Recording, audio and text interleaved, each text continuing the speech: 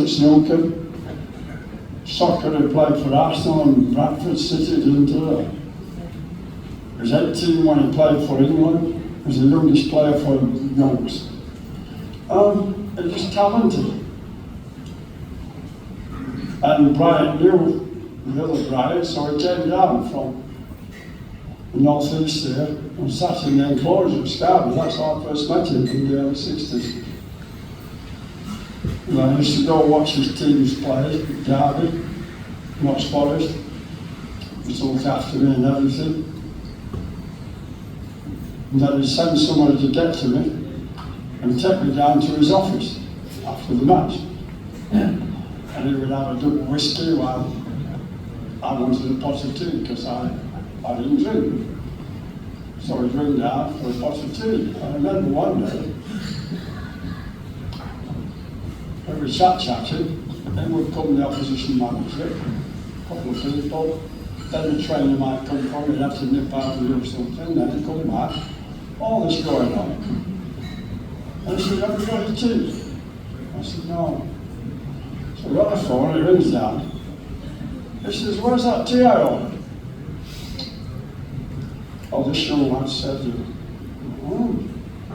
said, who are you? I said, I'm Brian Clough, the manager. Young lad said, do you know who I am? He said, no. I said, well, make their own fucking tea. I nearly died. I should have got it in the kitchen around the ear. And then he used to say, right, we're finished, let's go. So he'd drive home and he lived at 28 Ferrers Way in Derby. He never moved, not till late on in his life. And even when he was manager at Forest, he said at 28 Ferrers Way. I used to follow him in my car, because he used to cook dinner for me, for Barbara, him and I. I talked to Barbara, I hadn't seen her for a while. I did keep nipping in from the kitchen. He wanted to know about cricket. He knew a lot about football, and I knew a lot about football, but I didn't know much. And we just gelled. And I learned a lot from him. I learned so much about football. I could always get to him by saying to Barbara, who's your favourite player? Oh, Archie Gemmill. She loved Archie Gemmill. I got Brian, why did you sell Archie Gemmill? Oh, give him an earful. He'd go, oh my God, it's coming. I said, I looked at the lad. I had him by the balls. Archie, he's a lovely, I don't understand why you sold him. He's such a lovely boy.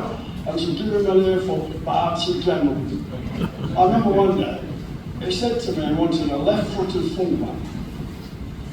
And that's a left-footed midfielder, a left-footed winger. I said, who do you fancy? I fancy Eddie Gray's brother at Leeds, Frankie Gray. I said, he's a bit like his brother, he's a bit not good at tackling. He's clever with the ball. That's supposed to tackle, aren't he? I like Frankie. I said, he's not very good. So we're going, and I told him he's not very good. And then I went away on a winter tour. I used to come back and go late March, April, still playing. So we're having dinner with them now, everything's fine.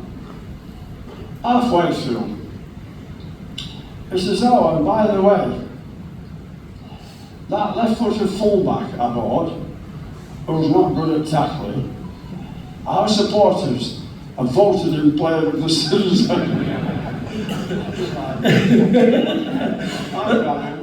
He knew more about football than me. You said though that in the dressing room, he made himself scarce, didn't he? And the players couldn't sort of work him out. That was the big thing he had, which a lot of people wouldn't know. Well, I knew most of the players, obviously, because I was his friend. And I actually went to the Christmas party once there. I was that close. I remember that. But he used to sit in a rocking chair next to the fire, and the television was there. Because when he won the Champions Cup, they put it right on top of the TV, so what TV could see every minute of every day. And it was quite an event for Forest to mid-table full.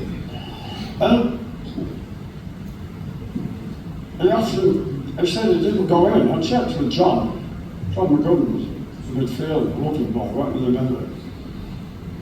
He didn't go in for training. He left it to the trainer. I asked him why.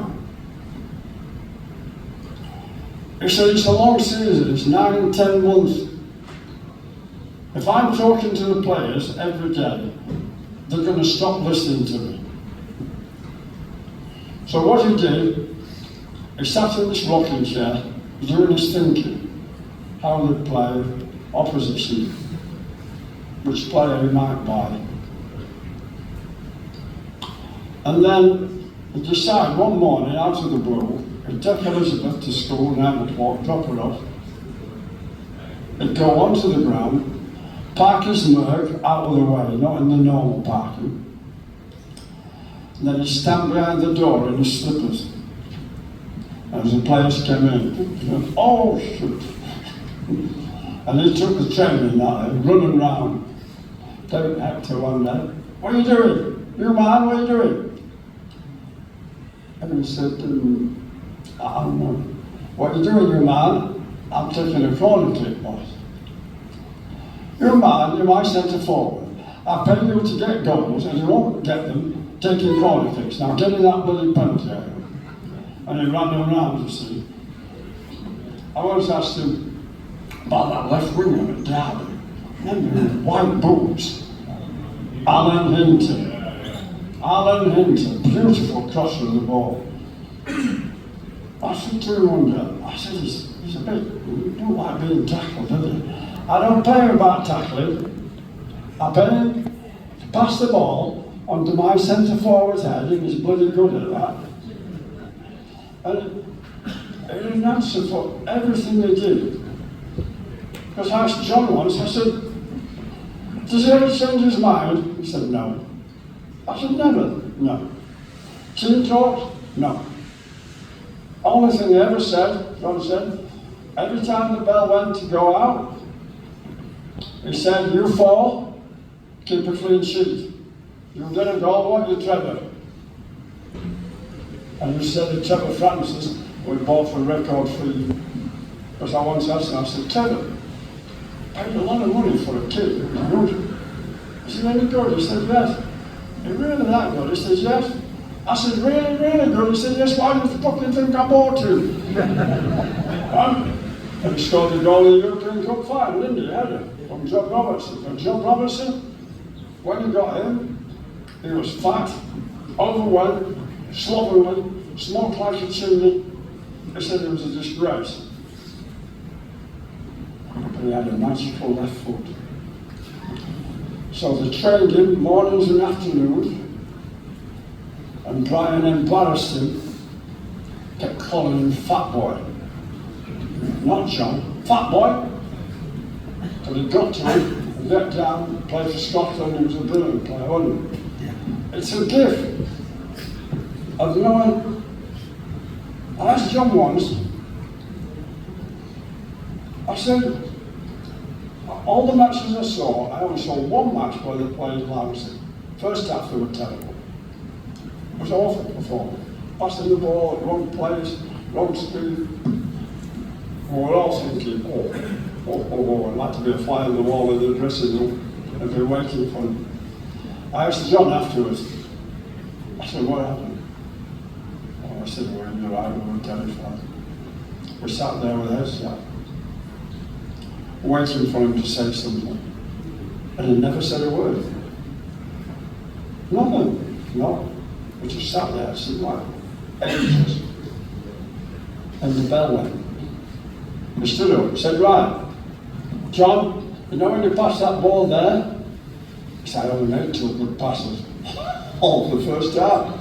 Well, to do that, I went to do this, do that, and I went, you get tight running, and he went through the various players to do, you'll be fine, off you go. And we won. psychology, isn't it? Who taught him that? Nobody. Just an ordinary lad, a brilliant player. And one day they won 5-0.